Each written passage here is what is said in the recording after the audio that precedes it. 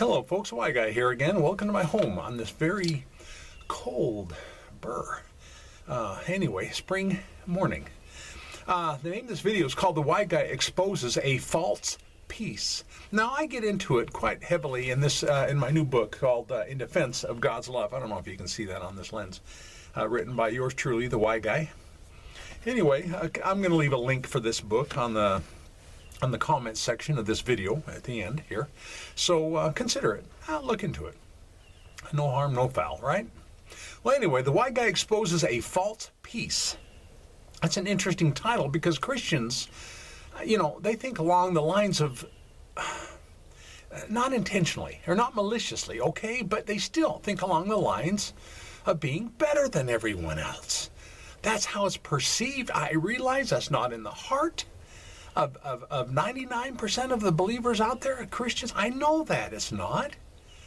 And I know it's denied, that statement. But perception is a lot. Okay, well, I don't remember what the saying is about that. Perception is 99% of whatever. You get my point, right?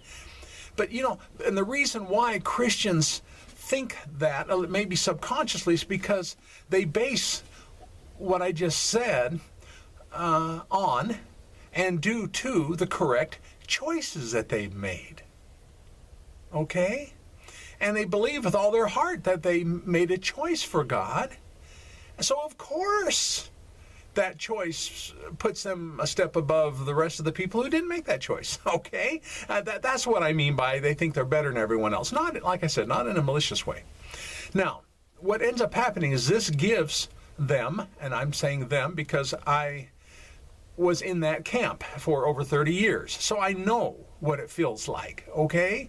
Because it gives them, or me in the past, a form. Now, a form of peace. You notice I didn't say a peace, but a form of peace. But is it real peace and not a perversion? So, the next question would be, well, if you think it's a perversion, Why Guy, how might it be a perversion? Well, if it was real peace, folks, wouldn't they, and my previous paradigm, wouldn't I have had a peace about unbelieving loved ones? You know what? That's one thing that we can say that's in common with probably about 90, whatever, the vast majority of Christians, is none of them have a peace about their unbelieving loved ones. None of them do. I do. I do now. Okay? Wouldn't you like to have some of this peace? I mean, it's there. It's available. Okay? Now, do Christians also, this is another common denominator, do Christians also have a peace about the vast majority of humanity who simply didn't or don't or won't make the same choices that the Christians have made? Do you have a peace about all those folks too? Now be honest, all right? Now, this kind of peace that Christians have, it's flippant. It's flaky. It just is, okay? I hope this wind isn't causing the microphone to rumble too much, because there's a cold wind on the back of my head. Wow. Anyway, like I said, the kind of peace that it seems that the vast majority of Christendom embraces is a very flippant and flaky peace, and because of that kind of a flippant peace, the outcome of that, it produces anything but peace. I know it for a fact. I was there, been there, done that, lived it for over 30-something years. Okay? From my personal experience, Christians seem to always be on edge. On edge about what? It seems to be on edge about everything, wondering about any and all choices that they make, if it's going to be pleasing to God or not. Now, does that sound familiar to you, folks? I've got loved ones, relatives, heavily involved within Christian ministry, like I used to be. I know exactly that's what they do. They literally wring their hands, wondering if, will this please God? Will that please God? Will me doing this? And it's terrible. I feel so sorry for them. You can't call that peace.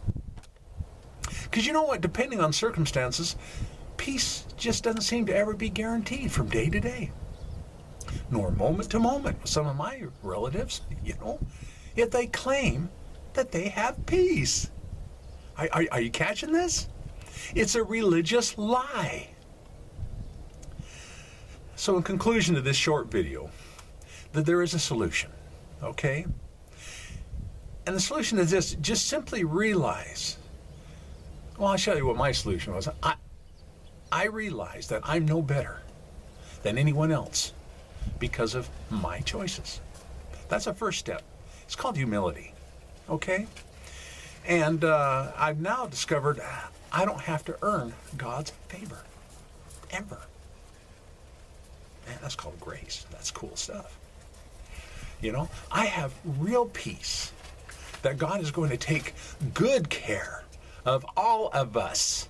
And I mean all of creation, all of humanity, whether you're a believer or non-believer alike. Okay? I know that for a fact. And if you want to question me on this video about this, please do. And if you want to vomit a few scriptures saying how, giving your reason why we shouldn't have a peace about all humanity, that's okay, because I'll vomit back a whole bunch, at least, 74 I've counted so far, verses that talk about why we should have peace about all humanity and God's plan to reconcile all of creation. They are out there. It's so strange. I think back in my previous paradigm, and I didn't even see. I must have read those 74 verses thousands of times, and I never saw them before. It's the weirdest, bizarre thing. Folks, it's only a matter of time. When I say, regardless if you're a believer or an unbeliever, that God's going to take care of you, because it's only a matter of time. And since God is outside of time, it's not if an unbeliever will eventually believe, but when. And how I can say that, reason I can say that is because death doesn't stop God. Okay? And here's a wise guy saying that you can take to the bank. Amazing grace is followed by amazing peace from an amazing God. There's a wise guy quote for the day. How's that, folks? Well, if you disagree with this video and what I've said, leave me a thumbs down, but be polite with your comments. If not, I'll delete your comments. Consider subscribing to this channel if you liked what I had to share, if you haven't already subscribed, of course. And consider leaving a comment and give me a thumbs up. Look me up on Facebook under a private group called the Why Guy Group. I ask 3 questions for you to join. Okay? And however, you can find me on Facebook under an open public timeline.